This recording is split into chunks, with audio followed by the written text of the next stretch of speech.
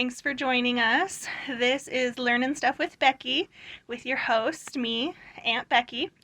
And this short series was inspired by my nieces and nephews, who would ask me questions, and we would have some great discussion surrounding them.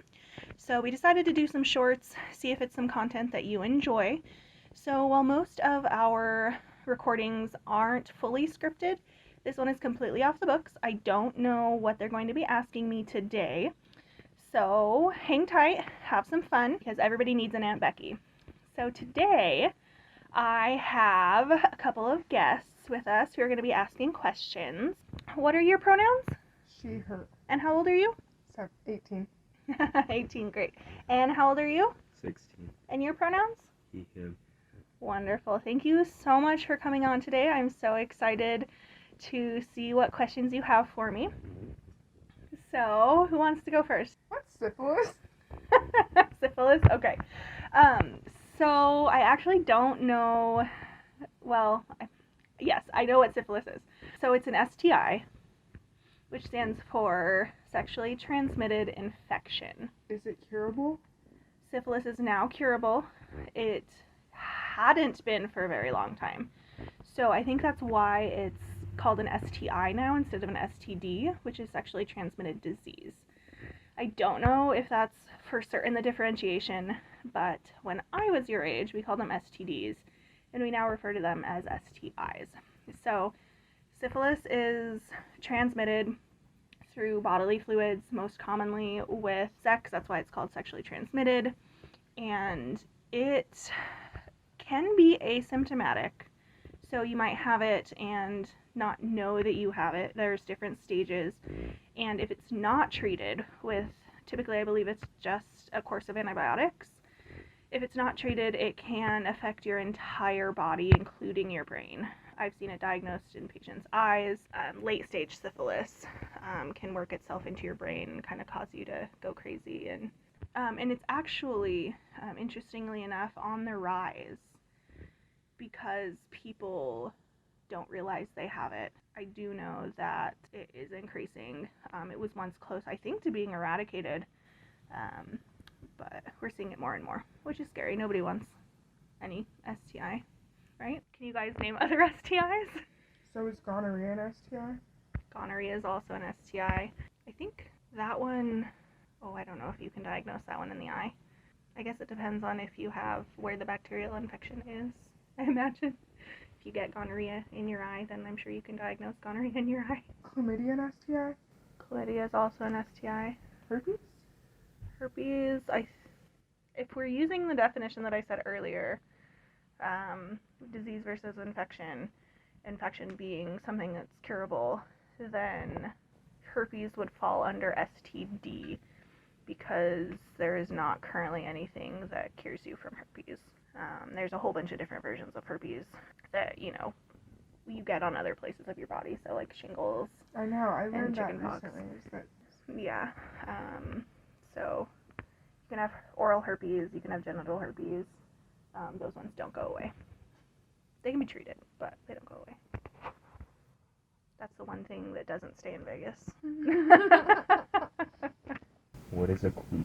What is a queef? A queef is like a front butt fart, so it's not like an actual fart where bacteria has digested foods and then releases gas as a byproduct. It's really just when air has been forced into the vagina, usually by some kind of penetration, but it can also happen with like gymnastics and things like that. So you could just be like flipping around in the air and just like Yep. So anytime air is in the vagina, it has to escape because the vagina is a dead end. So it can't just like exist there and burp it out. Can precum get you pregnant? Oh, yeah. So, yes, but it's unlikely. As far as I'm aware, so I guess for listeners' sake, precum is the lubrication for the penis that happens before ejaculation. Precum doesn't technically contain sperm unless sperm has come through that passage relatively recently beforehand. So it's my understanding that if you ejaculate and then ejaculate again a little bit later, that the precum may have sperm in it. And so it's that sperm that can get you pregnant. But in that regard specifically, I mean, it only takes one sperm, but sperm isn't known for its like great abilities to immediately fertilize an egg. So that's why there's thousands, I think it's thousands, because it takes that many to like not die in the vagina because the vagina is really acidic. And then I would say the major concern is if you're close enough to precum that you might be worried about pregnancy, then you're probably looking at like the pull-out method, which is usually pretty ineffective because, I mean, nobody wants to pull out, so you try to hold it until the very end and then it's too late. Is it true that sperm can live up to 5 days In the vaginal canal? Yes. It is. That's absolutely true. The hardiest of sperm can, but it also depends a little bit on your cycle because the pH of your vagina changes throughout the cycle, and the ability for sperm to move up and down also changes based on the mucus. So if you have sex 5 days before your most fertile point, there is a possibility that it can hang around for 5 days to when you actually ovulate, because without ovulation there's no egg to impregnate. It's possible. It's definitely a thing, but there's lots of ways that people who don't use like hormonal birth control track their periods and things, and so usually they'll abstain from like, I think it's 5 days before expected ovulation, and then I want to say a few days after too, for the same reasons. Can you get pregnant on your period?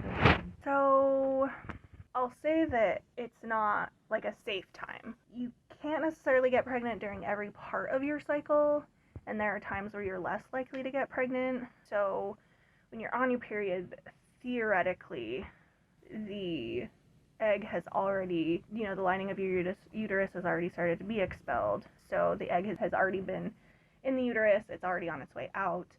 I have heard that some cycles, maybe the ovulation is really close to your period, because when people ovulate, it's different for everybody. Mm-hmm.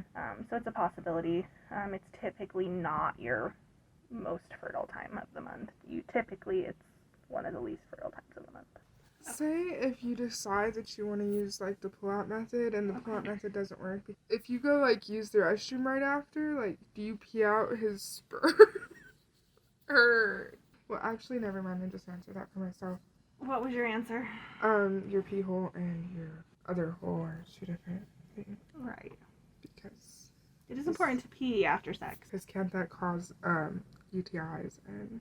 Yeah, it causes an imbalance in your pH from the bacteria that you naturally have. And no, pull-out method's unreliable. So if the pull-out method fails, then in that situation you would be looking at using like a Plan B type thing would be the best option. So like there's restrictions on Plan B, like weight restrictions? Is that true? There are weight restrictions on it, which is crap. So it may be less effective, but it's typically, I believe, still effective. I mean, honestly, I know people who have ended up pregnant after using Plan B, and they were well within the weight requirements. It's just one of those things that, like, when it comes to sex, nothing's guaranteed. Plan B would be better than nothing. That about wraps our time up for today. So I want to thank you both so much for coming on. Hopefully you found this informative. So if you have any questions for me or you'd like to be a part of this segment, definitely reach out. You can email us at notyourmothersexedpod@gmail.com. You can find us on YouTube at notyourmothersexed, or we also have facebook.com/NYMSE. Regardless, get in contact with us. We'd love to hear from you. We'd love to answer your questions, and we'd love to have you on. So thanks so much for joining, and we'll see you folks next time. Bye. Bye. Bye.